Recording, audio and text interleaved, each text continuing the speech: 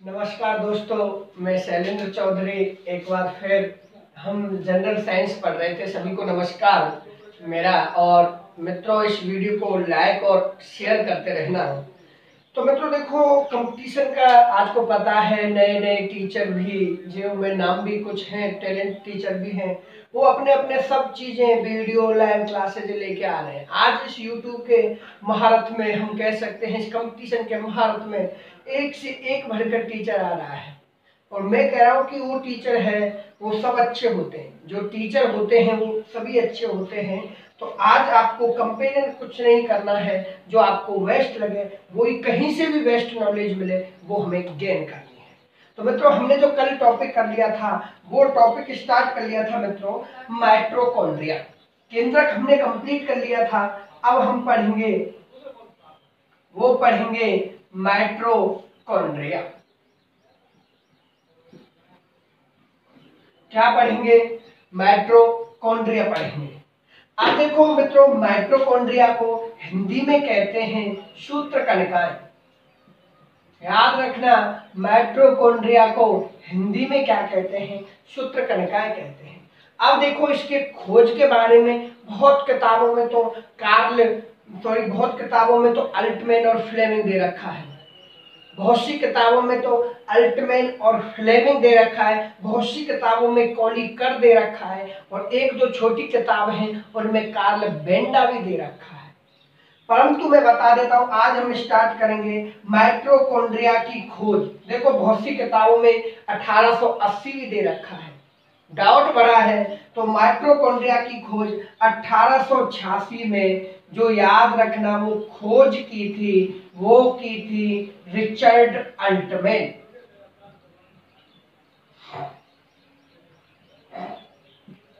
याद रखना, किसने की थी? रिचर्ड अल्टमैन ने की। इनके साथ एक और साइंटिस्ट थे जिनका नाम क्या था? फ्लेमिंग था। जिसका नाम क्या था? फ्लेमिंग था। तो अगर रियलिटी में एनसीईआरटी की किताबों में देखें तो माइटोकॉन्ड्रिया की खोज रिचर्ड अल्टमैन एंड फ्लेमिंग ने की थी। कब की थी? 1886 में की थी। परंतु सर्वप्रथम किसने देखा? एक मिनट।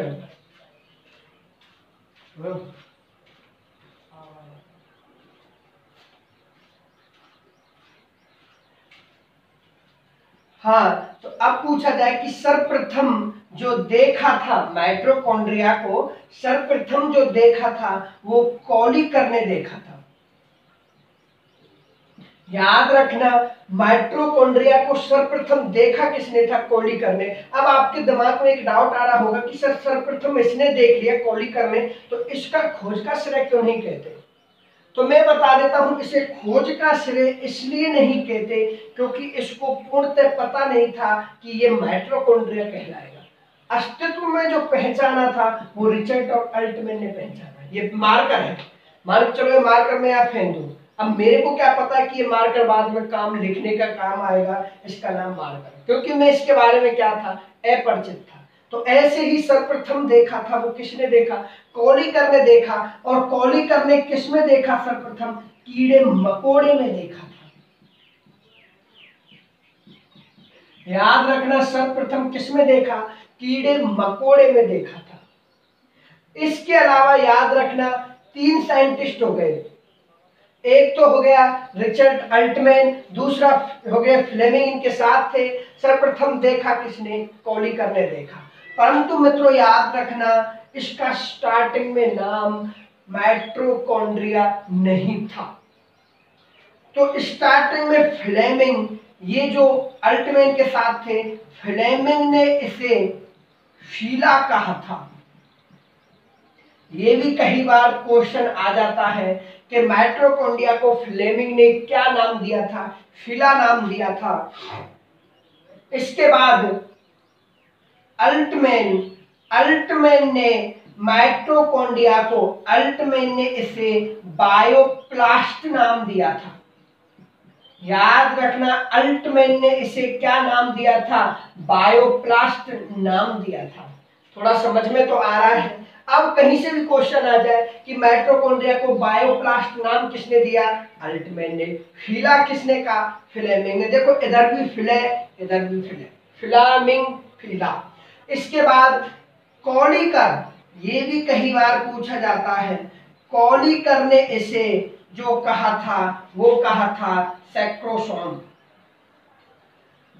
ये भी कई बार पूछा जाता है कि कॉलिकर ने माइटोकॉन्ड्रिया को क्या कहा था, सैक्रोसोम कहा था। अब कितने सारे हो गए, फ्लेमिंग ने तो इसे फिला कह दिया, मैं तो थोड़ा ध्यान रखना, अल्टमैन ने इसे बायोप्लास्ट कह दिया, कॉलिकर ने इसे सैक्रोसोम कह दिया, परंतु माइटोकॉन्ड्रिया अभी तक किसी ने नहीं कहा है। तो याद रखना, यहाँ तक क्लियर है। मैं मिटा देता हूं, चलो नीचे लिख देता हूं। तो 1890 में यानी 1819 में एक और साइंटिस्ट आते हैं जिसका नाम क्या है, कार्ल बेंडा। मित्रों जिसका नाम क्या है, कार्ल बेंडा। और कार्ल बेंडा इसका नाम क्या दे देता है, माइटोकॉन्ड्रिया दे देता है। नाम क्या दे देता है, माइटोकॉन्ड्रिया देता है। अब यहां से नामकरण में क्वेश्चन कितने बन गए कि माइटोकॉन्ड्रिया नामकरण किसने दिया, तो आपको राइट आंसर कार्ल बेंडा करना है। अगर सर्वप्रथम देखा किसने, कॉलिकर ने। किसमें देखा, कीड़े मकोड़े में देखा। अगर पूछ लिया जाए माइटोकॉन्ड्रिया की खोज किसने की, रिचर्ड अल्टमैन और फ्लेमिंग ने की थी। फ्लेमिंग ने इसे क्या नाम दिया था, फीला नाम दिया था। अल्टमैन ने इसे क्या नाम दिया था, बायोप्लास्ट नाम दिया। कॉलिकर ने इसे क्या नाम दिया, सैक्रोसोम कहा था। कार्ल बेंडा ने इसे क्या नाम दिया, माइटोकॉन्ड्रिया दिया था। माइटोकॉन्ड्रिया को हिंदी में क्या कहते हैं मित्रों, सूत्रकणिका ही कहते हैं। यहां तक मेरा डाउट, कि यहां तक किसी को कोई डाउट हो तो वो पूछ सकता है। अब देखो, अब एक और साइंटिस्ट आते हैं, वो आते हैं, एक है मेव्ज। ये भी कई बार पूछा जाता है, ये साइंटिस्ट है मेव्ज। अब इन्होंने देखा कि भाई मैं एक प्रयोग कर लेता हूं, क्या माइटोकॉन्ड्रिया ये पादपों में भी पाया जाता है। तो मेव्ज ने क्या पॉइंट रख दिया, मेव्ज ने सर्वप्रथम, ये भी कई बार थोड़ा साफ कर देता हूं, ये भी कई बार क्वेश्चन आ जाते हैं और आपको साफ नहीं दिखेगा। अब देखो, मेव्ज नाम के एक साइंटिस्ट थे, मेव्ज ने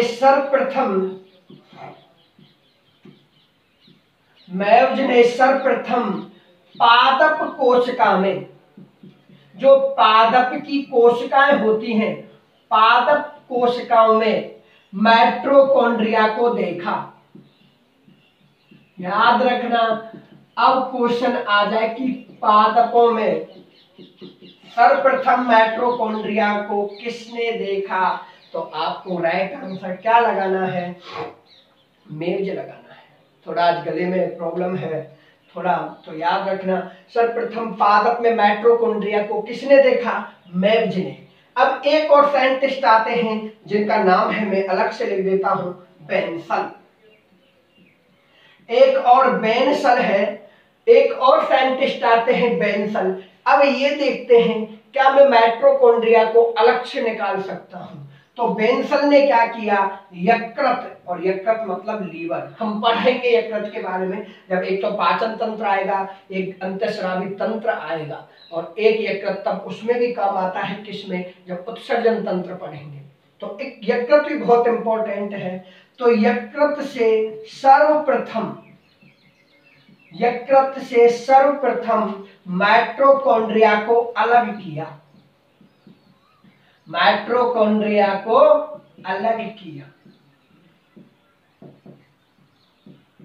अब यहां क्वेश्चन क्या निकल के आ गया कि सर्वप्रथम माइटोकॉन्ड्रिया को यकृत से अलग किसने किया, वो बेंसल ने किया था। पादपों में सर्वप्रथम माइटोकॉन्ड्रिया को किसने देखा था, वो मेव्ज ने देखा था। अब देखो, माइटोकॉन्ड्रिया जो होती है मित्रों, याद रखना, माइटोकॉन्ड्रिया जो दोहरी झिल्ली से घिरी हुई होती है, दो झिल्ली पाई जाती है, डबल झिल्ली, जैसे एक ये रही और एक ये रही। ये जो डबल झिल्ली होती है इसका डायमीटर कितना होता है, वो होता है 0.2 से 0.1 माइक्रोमीटर। ये क्या है, इसका डायमीटर है। अगर लंबाई पूछे तो लंबाई याद रखना मित्रों 1 से लेकर 4.0154 तक होती है, सॉरी 4 आएगा। तो याद रखना अगर लंबाई पूछे तो 1 से लेकर 4.014 माइक्रोमीटर लंबी होती है, जबकि डायमीटर पूछे तो डायमीटर क्या है 0.2 से लेकर 0.1। किसका है ये माइटोकॉन्ड्रिया का होता है। माइटोकॉन्ड्रिया, अब क्वेश्चन क्या बन गया कि माइटोकॉन्ड्रिया जो होती है, माइटोकॉन्ड्रिया होती है वो दोहरी झिल्ली या डबल झिल्ली से ढकी हुई होती है। यहां तक क्लियर। अभी देखो कहीं से भी क्वेश्चन आ जाए आपको डरने की जरूरत बिल्कुल भी नहीं है। थोड़ा भी 1 मिनट में मैं आ रहा हूं।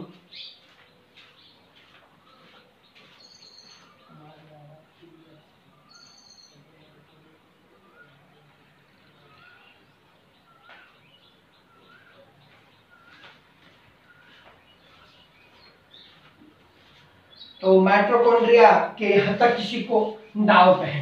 अब देखो जैसे हमने बताया कि कोशिका का मस्तिष्क केंद्रक को कहते हैं, प्रोटीन की फैक्ट्री राइबोसोम को कहते हैं, तो ऐसे ही मित्रों माइटोकॉन्ड्रिया को जो कहा जाता है, ये भी कई बार क्वेश्चन आता है। माइटोकॉन्ड्रिया को याद रखना वो कहते हैं कोशिका का शक्ति गृह। क्या कहते हैं, कोशिका का शक्ति गृह। और शक्ति गृह को इंग्लिश में क्या कहते हैं, पावर हाउस।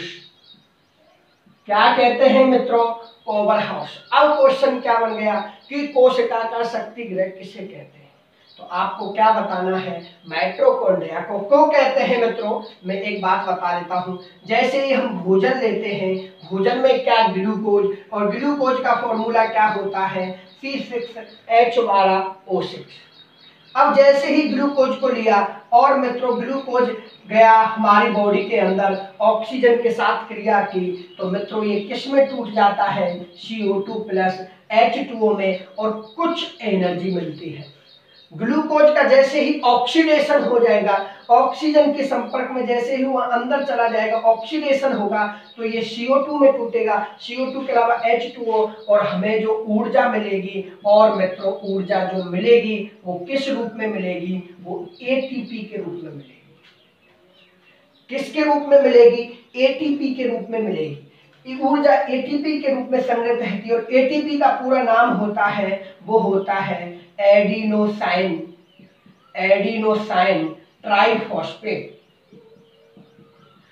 अब याद रखना ये भी कई बार पूछा जाता है कि एडिनोसाइन ट्राइफॉस्फेट, याद रखना ये भी कई बार पूछा जाता है कि एटीपी की फुल फॉर्म क्या है, एडिनोसाइन ट्राइफॉस्फेट। ऊर्जा एटीपी के रूप में, क्वेश्चन थोड़ा ध्यान से सुनना, कई बार पूछा जाता है कि ऊर्जा किस में संग्रहित रहती है, एटीपी के फॉर्म में, तो आपको क्या बताना है, माइटोकॉन्ड्रिया बताना है। एटीपी का पूरा नाम पूछे तो एडिनोसाइन ट्राइफॉस्फेट, और एक एटीपी में कितनी ऊर्जा होती है, तो वो होती है 0.7 कैलोरी। ये भी इंपॉर्टेंट है, कई बार पूछ लिया जाता है, 0.714 भी है, परंतु ये एसएससी में पूछा गया तो 0.7 आया था। तो एक एटीपी में, एटीपी की फुल फॉर्म पता ही है, ऊर्जा किससे संग्रहित होती है, माइटोकॉन्ड्रिया में एटीपी के रूप में होती है। यहां तक क्लियर। एक एटीपी में कितनी कैलोरियां होती हैं, वो याद रखना 0.7 कैलोरी होती है। अब ऊर्जा इसमें संग्रहित हो रही है, तो इसलिए इसे हम क्या कहते हैं, शक्ति गृह कहते हैं। इसके अलावा इसे याद रखना कई बार पूछा गया है,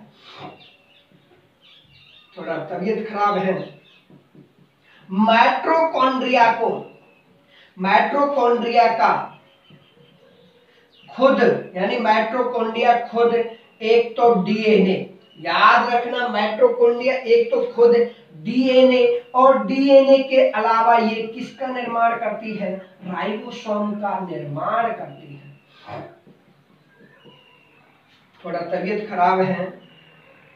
अब देखो मित्रों, माइटोकॉन्ड्रिया खुद का, थोड़ा अच्छे से समझना, माइटोकॉन्ड्रिया खुद का तो डीएनए, डीऑक्सीराइबोज न्यूक्लिक अम्ल, और खुद ही क्या बना रही है, राइबोसोम बना रही है। और जो कोशिका होती है उसका भी मुख्य कार्य क्या होता है, वो मुख्य कार्य भी क्या होता है, डीएनए और राइबोसोम बनाना होता है। यानी जो कोशिका होती है, कोशिका का कार्य भी क्या होता है, कोशिका का कार्य भी क्या होता है, डीएनए प्लस राइबोसोम का निर्माण करना होता है। यही कोशिका का कार्य है और यही कौन कर रहा है, माइटोकॉन्ड्रिया। मतलब मेरा कहने का मतलब यह है कि सर आप समझना कि मान के चलो, इसके कहने का मतलब क्या निकल के आ रहा है, वो ये निकल के आ रहा है कि वही काम तो माइटोकॉन्ड्रिया करती है और वही काम कौन कर रही है, कोशिका करती है। तो याद रखना, कोशिका के अंदर ही क्या पाया जाता है, माइटोकॉन्ड्रिया। तो इसलिए याद रखना, इसलिए माइटोकॉन्ड्रिया को कई बार पूछ लिया जाता है, इसलिए माइटोकॉन्ड्रिया को सेल विद इन सेल कहते हैं, सेल विद इन सेल कहते हैं। मतलब कहने का मतलब सर आप बोल रहे होंगे ये क्या लिख दिया, मतलब वही है, सेल मतलब कोशिका, विद इन मतलब अंदर कोशिका, सेल मतलब कोशिका के अंदर कोशिका। याद रखना, कोशिका के अंदर कोशिका। क्यों, क्योंकि वही काम तो माइटोकॉन्ड्रिया कर रही है और वही काम कौन कर रही है, कोशिका कर रही है। तो इसलिए कई बार पूछा जाता है सेल विद इन सेल किसे कहते हैं, तो मित्रों आपको क्या बताना है, माइटोकॉन्ड्रिया को कहते हैं। आया समझ में, क्वेश्चन आ जाए कि सेल विद इन सेल, कोशिका के अंदर कोशिका किसे कहते हैं, मित्रों वो माइटोकॉन्ड्रिया को कहते हैं। क्यों कहते हैं वो मैं आपको बता चुका हूं। इसके अलावा इसे अर्ध स्वायत्त कोशिकांग भी कहते हैं। इसे क्या कहते हैं, अर्ध स्वायत्त कोशिकांग भी कहते हैं। अब मेरा कहने का मतलब क्या हुआ, अर्ध स्वायत्त क्यों कहते हैं, अलग अलग डेफिनेशन है। एक साइंटिस्ट ने क्या बताया कि अर्ध स्वायत्त कोशिकांग इसलिए कहते हैं क्योंकि ये कार्य स्वतंत्र रूप से नहीं करता है, इसकी कार्य भूमिका में केंद्रक महत्वपूर्ण भूमिका निभाता है। ऐसा बिल्कुल गलत है। अब मित्रों मैं बता देता हूं इसे अर्ध स्वायत्त कोशिकांग क्यों कहते हैं। क्यों कहते हैं, क्योंकि ये अर्ध मतलब आधा काम कोशिका का अकेला अंग करता है। जितना काम कोशिका करती है, डीएनए और राइबोसोम बनाती है, उसी काम को कौन कर रहा है, माइटोकॉन्ड्रिया। तो इसलिए इसे क्या नाम दे दिया, अर्ध स्वायत्त कोशिकांग कहते हैं। किसको कहते हैं मित्रों, वो माइटोकॉन्ड्रिया को कहते हैं। यहां तक किसी को दिक्कत, अब यहां तक मेरा क्या हो गया, माइटोकॉन्ड्रिया कंप्लीट हो गया। कहीं से भी क्वेश्चन आ जाए, पावर हाउस कहते हैं, जीएसएस भी कहते हैं, बिजली घर भी कहते हैं, बहुत सारे। इसके अलावा इसे सेल विद इन सेल कहते हैं, अर्ध कोशिकांग भी कहते हैं। ये चीज कंप्लीट किसकी हो गई, माइटोकॉन्ड्रिया की हो गई। और याद रखना, माइटोकॉन्ड्रिया में यह कोशिका का, एक लाइन और लिख लेना, यह कोशिका का दूसरा सबसे बड़ा अंग है, दूसरा सबसे बड़ा अंग है। और पहला बड़ा अंग कौन था, तो राइट आंसर केंद्रक। दूसरा पूछे तो आप क्या लगाना है, वो लगाना है माइटोकॉन्ड्रिया। अब देखो यहां तक मेरा क्लियर है, थोड़ा शायद टाइम हो चुका है परंतु कोई नहीं। अब देखो एक और टॉपिक ले लेते हैं, जीन। क्या है जीन, याद रखना जीनों का अध्ययन क्या कहलाता है, जेनेटिक्स कहलाता है। ये भी कहीं, क्योंकि अगला कोशिका का अंग जीन है। अब पूछ लिया जाए जेनेटिक्स क्या होता है, जिसमें ब्रांच यानी विज्ञान की वह शाखा जिसमें जीनों का अध्ययन किया जाता है, उसे जेनेटिक्स कहते हैं। जीन की खोज किसने की, तो मित्रों याद रखना, जीन की जो खोज की थी वो की थी जॉनसन ने की थी। किसने की थी, जॉनसन ने की थी। किसकी खोज, जीन। जीन का कार्य क्या है, यह है आनुवांशिक लक्षणों को, यह आनुवांशिक लक्षणों को आदान प्रदान करते हैं। याद रखना, ये भी कहीं क्वेश्चन पूछ लिया जाता है। आनुवांशिक लक्षणों को ले जाने का कार्य कौन करते हैं? जीन करते हैं। जीन का अध्ययन क्या कहलाता है? जेनेटिक्स कहलाता है। जीन की खोज किसने की? जॉनसन ने की। आनुवांशिक लक्षणों को आदान प्रदान करने का जो कार्य करता है वो कौन करता है? जीन करता है। यहां तक क्लियर है। अब हम पढ़ेंगे आनुवांशिकी। आनुवांशिकी की खोज भी, आनुवांशिकी का जनक जो छोटे छोटे हैं, इसमें से क्वेश्चन नहीं बनते, कभी कभार एक खोज पूछ ली जाती है। तो आनुवांशिकी का जनक जो कहते हैं वो ग्रेग जॉन मेंडल को कहते हैं।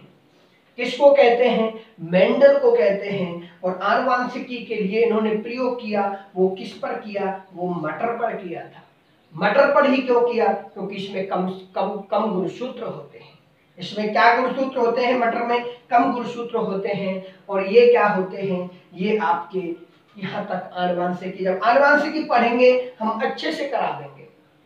तो याद रखना, जीन, जेनेटिक्स, खोज जॉनसन, आनुवांशिकी लक्षणों का आदान प्रदान कौन करते हैं? वो जीन करते हैं। और आनुवांशिकी के जनक मेंडल को आनुवांशिकी का प्रयोग करने के लिए मेंडल ने किस पौधे का चयन किया? वो किसका किया था? मटर का किया था। यहां तक मेरे सारे पॉइंट क्लियर हैं। नेक्स्ट क्लास में बचेंगे हम 3 और पढ़ेंगे।